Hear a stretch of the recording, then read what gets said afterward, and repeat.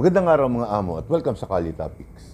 Sa video na to ay magkokomento tayo patungkol po dito sa ginawang hakbang ng ilang matataas na personalidad kagaya po ni dating Senador Laila de Lima na kung saan ay siya ang nag-file ng impeachment complaint laban kay BP Sara. So siyempre, maraming naguluhan dito kung bakit ginawa ni former Senator Laila de Lima itong hakbang na to. So, para sa kaalaman ng lahat, at siyempre nalaman din natin na hindi lang po pala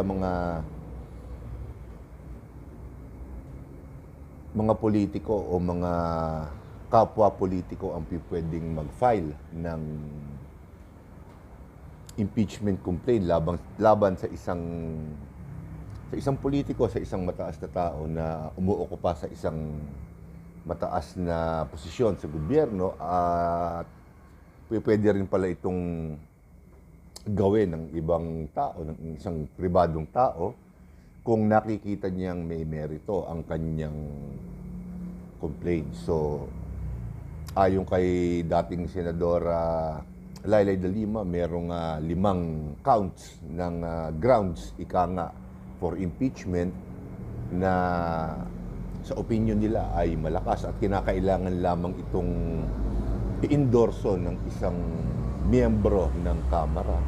So naganap na nga po yung pag-file ng impeachment, at sa pagkakaintindi ko, within 10 working days o 10 sessions day ng Kamara ay maaaring madesisyonan na kung ito ba ay maa-aproban.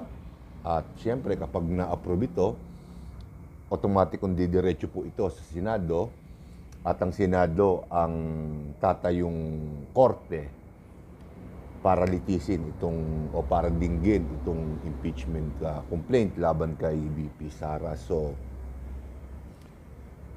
kung maaalala po natin, nagpahayag o nagbensahe, nakiusap si Pangulong Bongbong Marcos na wag nang intindihin o wag nang i-entertain itong impeachment complaint kung meron man nung mga panahon na yon, dahil ito ay makakaabala lamang sa trabaho ng gobyerno. Pero sad to say, may mga tao na sadya talagang porsigido na ituloy itong impeachment complaint na to. Pero ang tanong dito, syempre, sabi nga ng maraming mga eksperto, ng mga politiko, numbers game yan pagdating po sa ganyang bagay. Hindi lang po ako sigurado kung 1/3 o 2/3 ng boto ng Kamara ang kinakailangan para maisulong itong impeachment complaint laban sa isang individual, isang politiko. So, maliban po doon, siyempre ang katanungan diyan ay kung may numero ba, siyempre, yung kaso. Ibig sabihin kung may sapat bang bilang sa Kamara para maabot yung required na dami ng boto para sumulong ito. Sa palagay po natin, siyempre parang sa ngayon, dahil siyempre sa patakaran ng Kamara, merong 10 session days, ika nga, para mapagdesisyonan yan, mapagmuni-munihan ng mga representante natin kung sila ay boboto laban o para dito sa impeachment complaint na to. So, ano ang palagay natin? Well, kapares po ng nalalaman din ng mga pangkaraniwan taong katulad natin, alam naman natin na malapit na ang eleksyon. At kung ganitong kabigat na bagay ang nasa harapan ng ating mga kongresista, sa tingin ko, kumbaga, naninimbang sila. Naninimbang sila kung ito ba ay papabor sa kanilang re-election. Ika nga dahil karamihan po dyan sa Kamara ay for re-election at malapit na po ang eleksyon, susunod na taon na po. Ikalawang ikinukonsider dyan kung aabot ba sa oras. Well, siguro kung nanaisin, aabot naman. Pero syempre, ang pinaka-importante dyan, naninimbang o nakikiramdam ang mga kongresista kung makakainam ba ito sa kanilang political career. Syempre. At idagdag mo pa dyan, syempre, yung pakiusap, ika nga ng ating Pangulo, na wag nang isulong o wag nang intindihin yung impeachment complaint kung meron man. Lahat yan, syempre, pagmumuni-munihan ng mga kongresista. Pero, may mga kongresista, lalong-lalo na po yung Makabayan Black, na syempre, porsigido sila. Pero alam nyo, nakikita ko dito, ito, walang ano to ha, walang halong kasinungalingan ito. Kung magtatagumpay ang Makabayan Black o yung ilan sa mga kongresista natin at makuha nila yung sapat na numero para sumulong itong impeachment complaint na to laban kay Vice President Duterte, sa tingin ko, hindi lang dito matatapos yan. Tingin ko, hindi lang matatapos kay BP Sara yan. Pakatandaan nyo, ang ating Pangulo ay si Pangulong Bongbong Marcos, anak ng dating diktador na si Pangulong Ferdinand Marcos Sr. So, kung magtatagumpay itong mga sulon na to, itong mga kongresista natin na to, lalong-lalo na, hayagan naman Makabayan Black, kung magtatagumpay sila na ma-impeach si Vice President Sara Duterte, hindi malayong asintahin din nila na ma-impeach si Pangulong Bongbong Marcos. Siguro kaya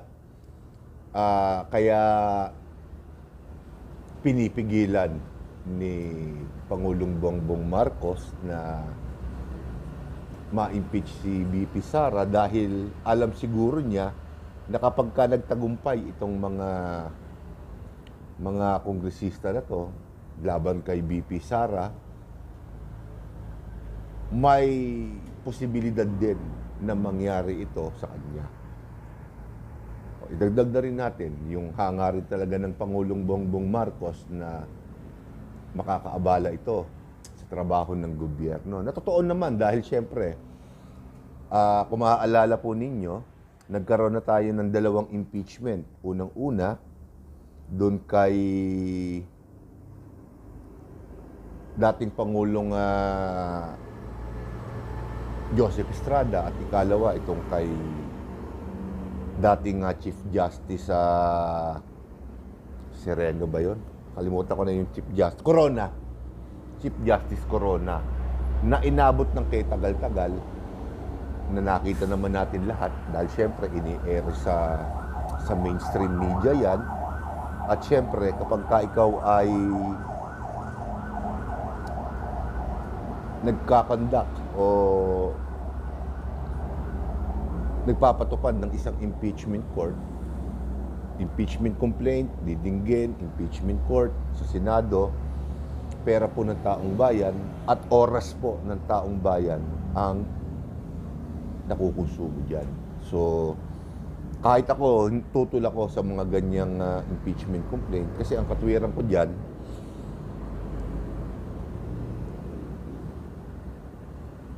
pagka itinuloy natin yan, una, ubos ang pera ng tao.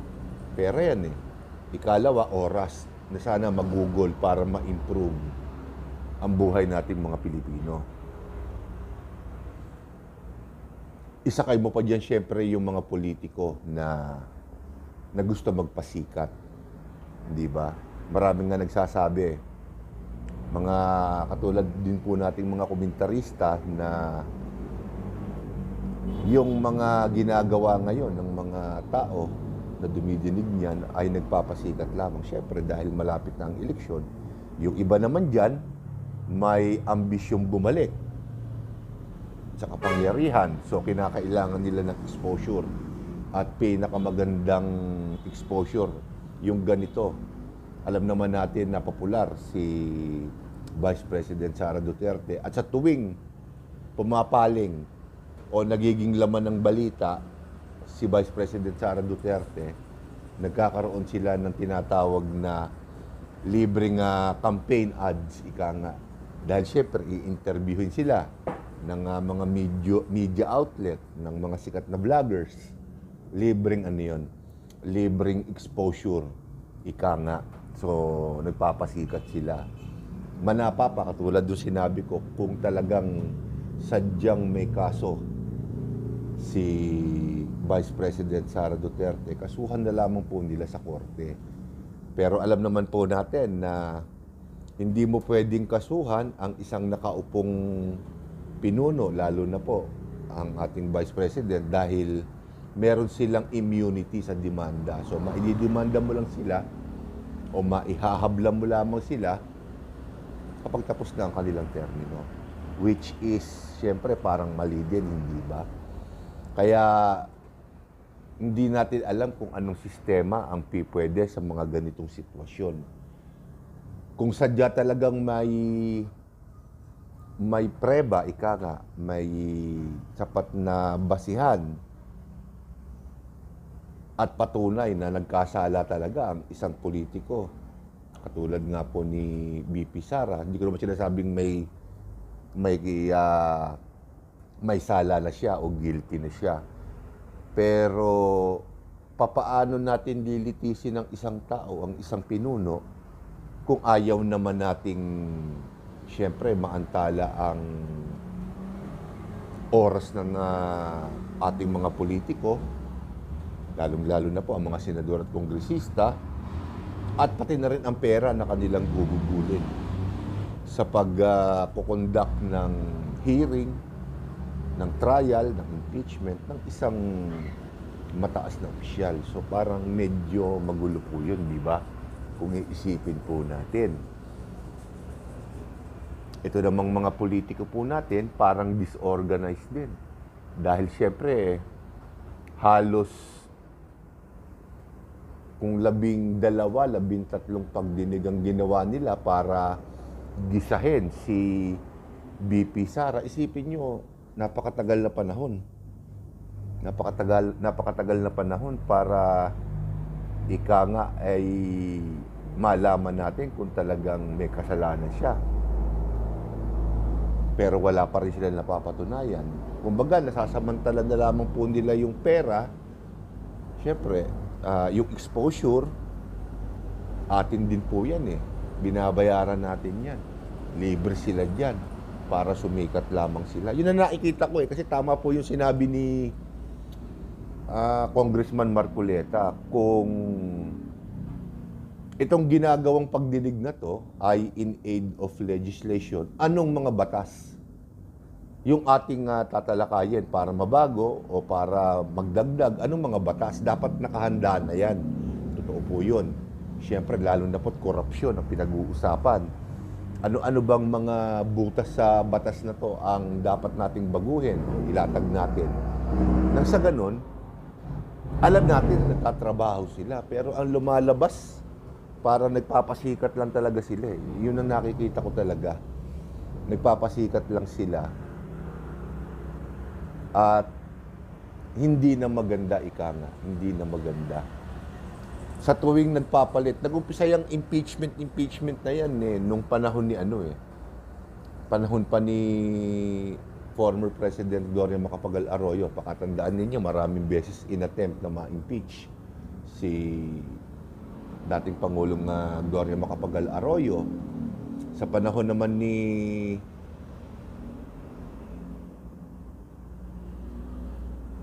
former President Noynoy Aquino, meron din mga, hindi naman impeachment. Oo, kay Corona.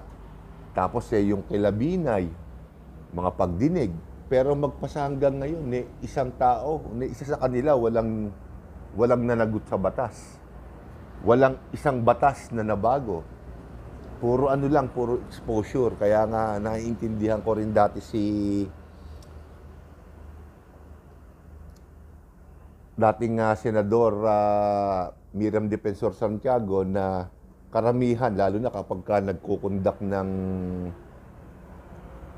impeachment, karamihan sa mga kasama niya hindi talaga marunong sa kung paano tumatakbo ang isang proceeding, isang trial proceeding. So, puro mali-mali ang nangyayari. Itong nangyayari ngayon sa atin, nauulit lang ang panahon.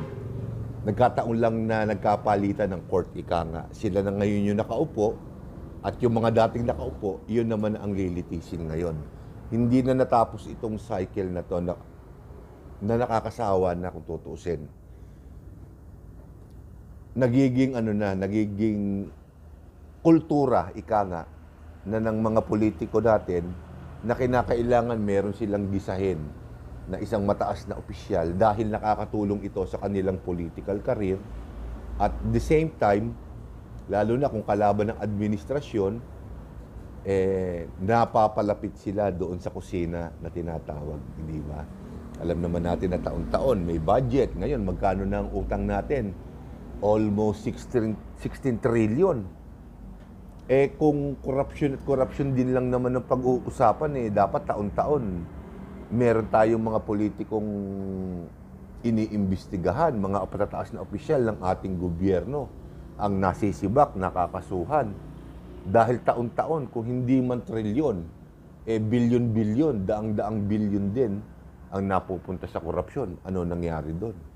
Hindi ko sinasabi na huwag nating imbestigahan si Vice President Sara Duterte, pero bakit doon lang tayo nakatuon? Dahil siya lang ba yung pinakamabango? Di ba? Yan ba mga kongresista na yan? Sino ang nag-o-audit sa kanila sa mga budget na ibinibigay sa kanila taon-taon? Wala. So, nakakalungkot lamang isipin na ginagawa na tayong mga tanga ng ating mga politiko. Kaya sabi ko nga, pirmis ko sinasabi na kapag ka dumarating ang ganitong eleksyon, maging matalino po tayo. Tingnan natin ang bawat kandidato, lalo-lalo na po yung mga kongresista. Hindi naman ako pwedeng bumoto ng ibang kongresista kung sino lang yung nasa distrito namin. Yun lang ang pwede kong iboto. Tinitingnan ko mabuti kung ano ba ang nagawa nito. Maliban sa mamigay ng ayuda na alam ko naman na kinupit din niya sa budget ng gobyerno, sa atin din. Atin din yung pera na yon. Kinukupit lang niya. Yung konti, ibinibigay o ibinabalik bilang ayuda. Di ba? Kaya ngayon, tad ng ayuda tong budget natin Walang makapagsabi kung talagang lahat ba yun napupunta sa ating mga kababayan, sa ating mahihirap na mga kababayan. Kasi pwede rin itong maging isang anyo ng korupsyon. Pwede rin itong nakawin. May nag-aakusa pa nga dyan, hindi ba, yung flood control project worth 500 billion. Nasaan na yun? 200 katao ba higitang namatay nung mga baha, mga nakakaraang baha. At nasaan na ngayon yun, yung flood control project budget natin dyan? O bakit hindi ginagamit? O bakit hindi maipakita sa atin? Alam ko kay Pangulong Bongbong Marcos yun. So, di ba? Kung dudumihan din lang natin ang isip natin, pwede nating sabihin, kinupit ni Bongbong Marcos yan.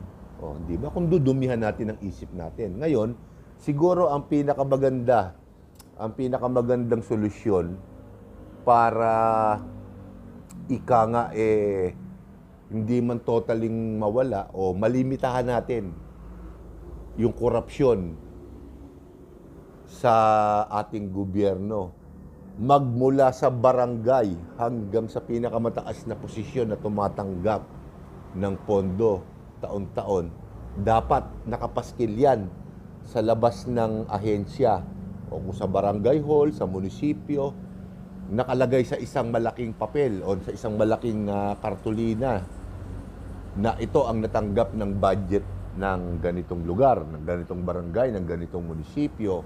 Ito ang mga nakalinyang proyekto, kaya naibigay ang budget na yan. Kailan matatapos? Dapat may ganun. Pero hanggang sa ngayon, wala po tayong nakikitang ganun. Hindi ho ba? Sabi nila, pwedeng tingnan ng kahit na sinong Pilipino sa isang ahensya ng gobyerno kung magkano ang natanggap na budget o pondo ng ahensya na yon. Kahit sinong Pilipino pero kapag kahihingi ka na ng mga detalye, ang sinasabi nila, kailangan may clearance ka pa. So, siguro yun yung unang batas na dapat nating baguhin. Dapat walang requirements. Kailangan ibigay mo dahil Pilipino ka. Hinihingi ng isang Pilipino ang audit o yung magkano yung perang ibinigay dito sa ahensya ng gobyerno na to. Hindi mo kailangan ng permit. Di ba? Hindi naman state secret yun, pera ng bayan yun. Alam nyo, sa lahat ng impeachment, sa lahat ng problema pampolitikal sa ating bansa, ang nagiging dahilan ay pera. Kaya nga itong mga politiko natin at yung mga bago na papasok, halos magpakamatay, halos gawin na yung mga bagay na hindi naman nila dapat gawin sa ngalan ng manalo sila. Dahil kapag nanalo sila, sasadlo na lamang sila sa tapayan. Sa tapayan, sa banga, sa base. Tama ba? Sa banga, na kung saan tatabo na lamang sila ng salapi. Yan po yan. At kapag nagkakaproblema sila, sa atin sila nagsusumbong. Humihingi sila ng simpatya at suporta. So, ginagawa na po nila tayong uto-uto at tanga. Di ho ba? May karapatan po tayo na usisain ang pera natin sa kahit na kaninong politiko, sa kahit na saang ahensya ng gobyerno. Dapat alisin na po yung limitasyon na yon na kinakailangan mo pa ng approval, kailangan mo ng permit para makuha mo to. Alisin nila yon. Tamo, pagka hindi nawala ang korupsyon o nabawasan, ewan ko na lang. Kasi lahat may access na. Alam lang natin yung total yung total na budget sa loob ng isang taon. Pero kung saan at kung magkano, hindi na po natin alam at hindi na rin po natin namomonitor. Doon na po nag-uumpisa ang korupsyon. Siguro doon sa monitoring side ng ating paggasta, doon po kinakailangan mag-focus ang ating mga kongresista. Hindi po sa kung magkano yung makukuha nila. Kaya sabi ko sa inyo, malapit na ang eleksyon, piliin yung mabuti yung mga taong ilalagay nyo sa balota. Hindi ko lalahatin ang mga politiko na korap. Pero marami sa kanila ang ganon. Marami sa kanila. Dahil pansinin ninyo, ang katwir, kumbaga kaya ang tao, o ang mga taong matataas, yung mga taong nasa matataas na posisyon ay nag-aambisyong maging politiko, una, para makapangurakot. Ikalawa, para maproteksyonan yung kanilang mga negosyo. Wala nang iba. Sasabihin nyo sa akin na may malasakit sila sa mga Pilipino. Kung lahat sila may malasakit, bakit taon-taon na lang lumalaki ang utang ng Pilipinas?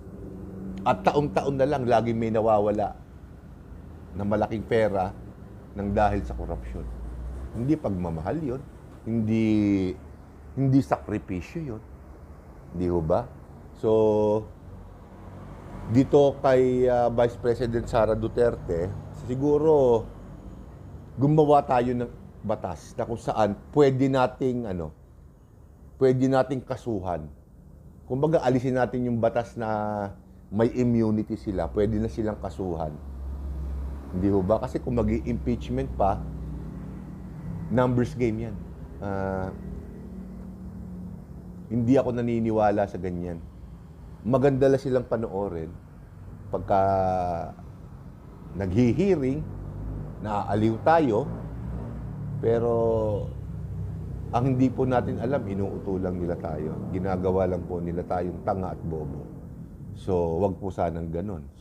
So, dito ko muna po tatapusin ng video na to at sa susunod ko po mga video ay kung hindi man ito, ibang paksa naman po ang ating tatalakayin. So, mga amo, maraming salamat po at magandang araw sa inyong lahat.